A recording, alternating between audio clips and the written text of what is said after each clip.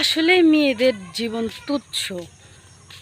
মানে জন্মগ্রহণ করলে মানুষ অবহেলা করে, মেয়ে হয়েছে, মেয়ে হয়েছে, বিয়ে দিতে এত টাকা লাগবে, এটা লাগবে। আর ছেলে হবে বংশের বাতি, ভাত না দেখ তাও ছেলে বংশের বাতি।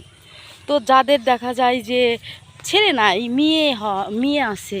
আমার বাবার হলো 4টা মেয়ে, কিন্তু কোনো ছেলে নাই। মানে অনেকেই আমার মাকে বলছে যে এত মেয়ে দিয়ে কী করবা, নিজেদেরই ভাত পাও না, এটা তো সেটা। তো আমি এটাই বলতে চাই, আসলে যাদের মেয়ে আছে তাদের কপাল খারাপ।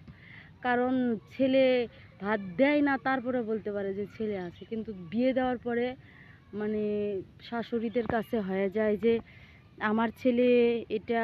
তারপরে স্বামী যতই ভালো হোক, তারপরে কিন্তু বাবার বাড়িতে ওইভাবে দেওয়া যায় না। কিন্তু দেখা যায় যে অনেক সময় শ্বশুর বাড়িতে অনেক ভালো কিছু খাই, কিন্তু মনের ভিতরে কেমন লাগে যে আমার মা বাবা মনে হয় কী খাইলো। আর বিশেষ করে আমার যখন কুরবানি ঈদ বা কোনো ঈদ হয়, যে কুরবানি ঈদ হয়েছে বা এমন কিছু, তখন আমার এত পরিমাণ খারাপ লাগে যে আমি এগুলা খাচ্ছি, আমার মা বাবা মনে হয় কী খাচ্ছে। এটা মনে হয় অনেক কষ্ট লাগে, কিন্তু নিরুপায় কী করব। আমি যে মেয়ে, আমি অবহেলা নিয়ে জন্ম হয়েছে, আমার অবহেলা নিয়ে আমার চলতে হয়।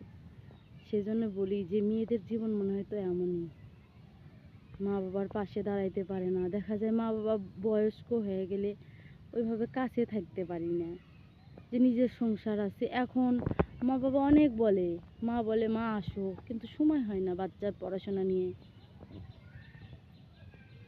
মা যখন মনে হবে যে আমার মা শেষ হয়ে যাবে বা মারা যাবে, তখন কোথায় যাব?